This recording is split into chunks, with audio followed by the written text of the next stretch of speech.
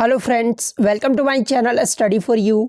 सो guys, जैसा कि आज जो आपका एसएससी जीडी का 15 दिसंबर का थर्ड शिफ्ट का एग्ज़ाम हो गया दोस्तों, जिसका जो है मैं आपको बिल्कुल 100% एक्यूरेट आंसर के साथ जो है इस वीडियो में बताऊंगा। तो देख लेते हैं कि किस प्रकार के जो आज आपके 15 दिसंबर के थर्ड शिफ्ट के एग्ज़ाम में जो प्रश्न पूछे गए हैं।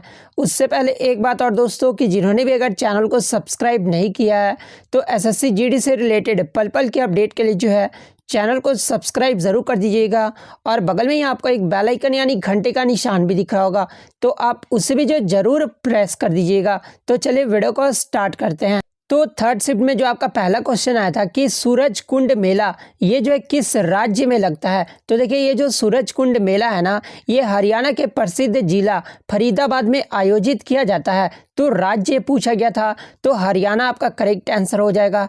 नेक्स्ट आपका यहाँ पर आया था कि 2019 में 10 मीटर एयर राइफल में जो है किस महिला ने स्वर्ण पदक जीता था। तो देखिए, 2019 में 10 मीटर एयर राइफल में जो है ये अपूर्वी चंदेला ने जो है स्वर्ण पदक जीता था। तो अपूर्वी चंदेला आपका करेक्ट आंसर होगा। नेक्स्ट आपका यहाँ पर आता है कि पर्वत के ऊपर की जो समतल भूमि है ना, उसे जो है क्या कहा जाता है। तो देखिए, पर्वत के ऊपर की जो समतल भूमि होता है उसे जो है आदित्यका कहा जाता है। तो आदित्यका आपका यहाँ पे करेक्ट आंसर हो जाएगा।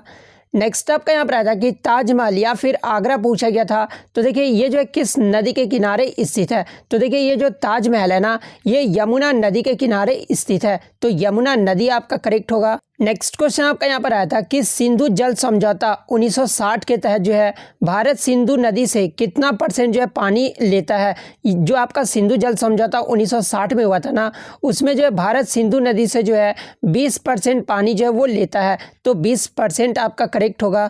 नेक्स्ट आपका यहाँ पर आया था कि समान नागरिक संहिता का वर्णन ये जो है किस अनुच्छेद में है। तो देखिए, समान नागरिक संहिता का जो वर्णन है ना, ये अनुच्छेद 44 में है। तो अनुच्छेद 44 आपका करेक्ट होगा। नेक्स्ट आपका यहाँ पर आता है कि अलाउद्दीन खिलजी के दरबार में दरबारी कवि कौन था। तो देखिए, अलाउद्दीन खिलजी का जो दरबारी कवि था ना, ये अमीर खुसरो था। तो अमीर खुसरो आपका करेक्ट होगा। नेक्स्ट आपका यहाँ पर आता है कि नेहरू लियाकत समझौता का मुख्य उद्देश्य पूछा गया था। तो सबसे पहले ये जान लीजिए कि नेहरू लियाकत समझौता ये जो है कब हुआ था। तो ये जो आपका 8 अप्रैल 1950 को हुआ था, ठीक है। और इसका जो मुख्य उद्देश्य था ना, ये क्या था। तो देखिए, इस समझौते का मुख्य उद्देश्य धार्मिक अल्पसंख्यकों को भय कम करना, उसके बाद जो सांप्रदायिक दंगों को समाप्त करना और शांति का माहौल तैयार करना था। इसका जो है मुख्य उद्देश्य था। तो इनमें से जो भी ऑप्शन में दिया होगा आपका करेक्ट आंसर हो जाएगा। नेक्स्ट आपका यहाँ पर आया था कि an era of darkness the British empire in India पुस्तक के लेखक कौन है। तो देखिए, इस पुस्तक के जो लेखक है ना, ये शशि थरूर हैं। तो शशि थरूर आपका करेक्ट होगा। नेक्स्ट आपका यहाँ पर आया था कि जिस पर उपकार किया गया हो अनेक शब्द के लिए एक शब्द बताना था। तो देखिए, जिस पर उपकार किया गया हो अनेक शब्द के लिए जो एक शब्द होगा ना, वो अपकृत होगा। तो अपकृत आपका करेक्ट हो जाएगा। नेक्स्ट आपका यहाँ पर आता है कि टेबल टेनिस की शुरुआत ये जो है किस देश से हुआ था। तो देखिए, टेबल टेनिस का जो शुरुआत है ना, ये इंग्लैंड देश से हुआ था। तो इंग्लैंड आपका करेक्ट हो जाएगा। नेक्स्ट क्वेश्चन आपका यहाँ पर आया था कि रुपे कार्ड 2.0 का जो चरण है ना, ये भारत किस देश की सहायता से लॉन्च किया है। तो देखिए, रुपे कार्ड 2.0 का जो चरण था ये भारत भूटान देश के साथ जो है लॉन्च किया है। तो भूटान आपका करेक्ट आंसर हो जाएगा। नेक्स्ट आपका यहाँ पर आया था कि व्हेन आरबीआई ज्वाइन ट्विटर, यानी आरबीआई जो है ट्विटर को ज्वाइन कब किया था। तो ये 1 अप्रैल 2012 को किया था। तो 1 अप्रैल 2012 आपका करेक्ट होगा। नेक्स्ट आपका यहाँ पर आया था कि गांधी जी ने किस वर्ष में जो है सूती मिल मजदूर सत्याग्रह किए थे। तो देखिए, गांधी जी के द्वारा ये जो है 1918 में अहमदाबाद में जो है सूती मिल मजदूर जो है सत्याग्रह किए थे। तो 1918 आपका करेक्ट आंसर हो जाएगा।